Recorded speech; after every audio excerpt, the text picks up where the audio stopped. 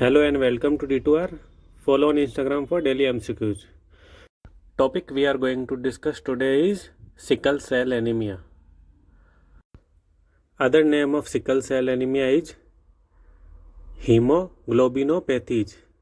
Hemoglobinopathy. Now what hemoglobinopathy means? It means abnormality in globulin chain. So hemoglobin is made up of two globulin chain and one of the globulin chain is going to be affected. Now there are two chains, alpha chains and beta chains. So in sickle cell anemia, beta cells is going to be affected. Now sickle cell anemia is most common hemoglobinopathies after thalassemia. So thalassemia is number 1 and sickle cell anemia is number 2. Now we can discuss definition of sickle cell anemia. So sickle cell anemia is a group of inherited autosomal recessive disorder which is characterized by presence of abnormal hemoglobin, and we can call a abnormal hemoglobin as hemoglobin S. Hemoglobin A is normal hemoglobin. Now let's look at the process of how this disease is going to be caused. In beta chain, chromosome number 6, which is also known as glutamate, is going to be converted in valine because of inherited reasons, because of genes. Now this results in hemoglobin A is going to be converted in hemoglobin S, and hemoglobin S is abnormal hemoglobin and it is very sensitive to lack of oxygen, and lack of O2 results in sickling of RBC. Sickling of RBC. Normal shape of RBC is spherical shape and normal diameter of RBC is 7.2 micron. Now sickling of RBC and then cell becomes rigid and they are going to be clumped together, which creates difficulty in RBC movement, causing obstruction in capillaries and blood flow. So these are the basics of sickle cell anemia. Now we are looking at the etiology, how this disease is going to be caused. As we discussed earlier, this is autosomal recessive disorder, inheritation by genes. Now let's look at some example. If both parents are affected, male and female, that child is going to be affected with sickle cell anemia. On the other side, one parent is affected and one parent is unaffected, so their child will be sickle cell trait. Now what sickle cell trait means? The child is going to be the carrier of this disease, and sickle cell trait can be converted into sickle cell anemia by some triggers, and the triggers are number 1 fever, number 2 dehydration, number 3 pneumonia with hypoxia, number 4 emotional stress. Now moving to clinical manifestation of sickle cell anemia. Autosplenectomy can be seen in sickle cell anemia.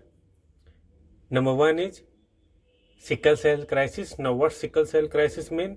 Decreased supply to the cells tissue and it results in necrosis, and symptoms of necrosis are fever, pain and swelling. Number 2, enlargement of facial and skull bones. Number 3 is acute chest syndrome. Due to sickling of blood cells and blood vessels in lungs, 3 symptoms are going to be arise. Sickling of small blood cells and vessels in lungs.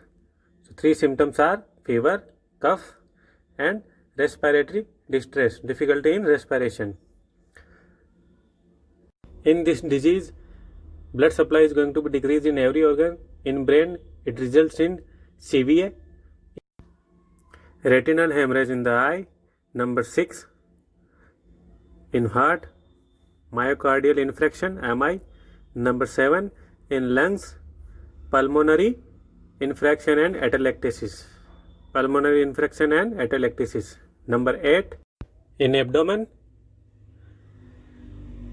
hepatosplenomegaly, jaundice and cholelithiasis. Number 8, in abdomen, hepatosplenomegaly, jaundice and cholelithiasis. So these are the clinical manifestation. One more which is very important, in penis, priapism, which means prolonged erection of penis, and it is very painful. In penis, priapism, prolonged erection of penis, and it is very painful. Now we are looking at the diagnostic evaluation of sickle cell anemia. Confirmative diagnostic evaluation is hemoglobin electrophoresis, and it uses gel technology to find out hemoglobin S. And hemoglobin electrophoresis is also a confirmative diagnostic evaluation of thalassemia. Other diagnostic evaluation are CBC, RBC's decrease, and lifespan of RBC is going to be decreased in sickle cell anemia 10 to 20 days. Reticulocytes are increased. Reticulocytes are immature RBCs.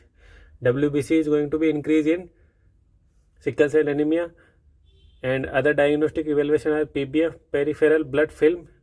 It checks morphology of RBC.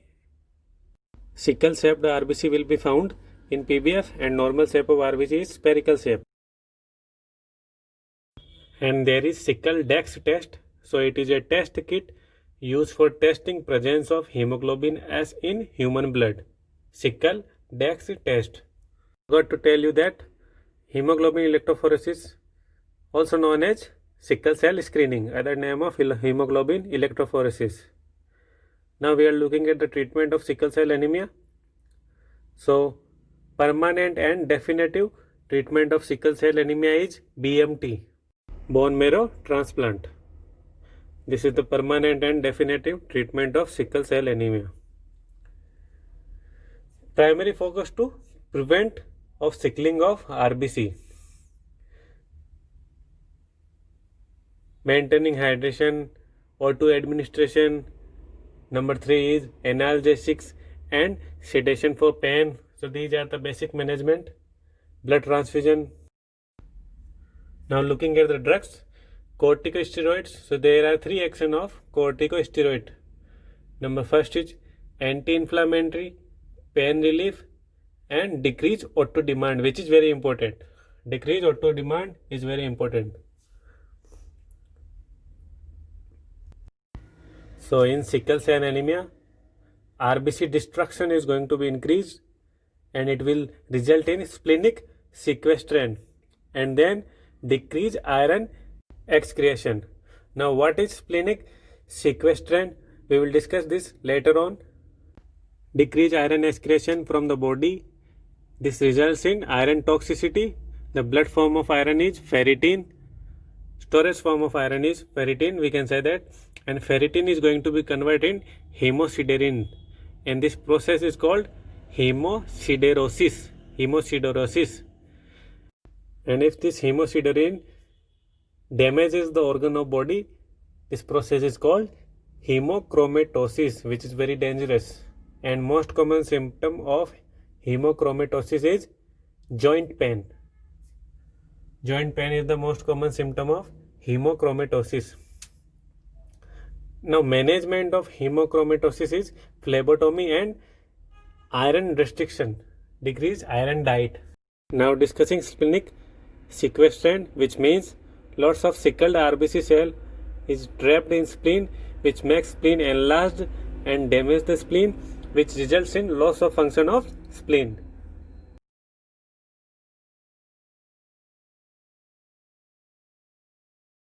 And as we discussed in iron deficiency anemia video, iron toxicity drug of choice is deferoxamine. It is an iron chelating agent. Now complications of sickle cell anemia is, first is vaso-occlusive crisis, and it is most common complication. Number second is splenic sequestration, and this is very dangerous and life-threatening complication. Splenic sequestration, which means pooling of blood in spleen, enlarged and damaged, and loss of function of spleen. Life-threatening and dangerous complication. Most common is vaso-occlusive, and dangerous complication is splenic sequestration. After that, we are going to give some health education to the patient. Avoid elevation of the head of the bed not more than 30 degrees. Vaccinations are pneumococcal and flu every 5 years, each 5 years. Genetic counseling, obviously, because this disease is caused by genes. In the diet, high calorie protein with folic acid. So thank you for watching, and please subscribe if you like my teaching method. Believe in yourself and your dreams will definitely come true.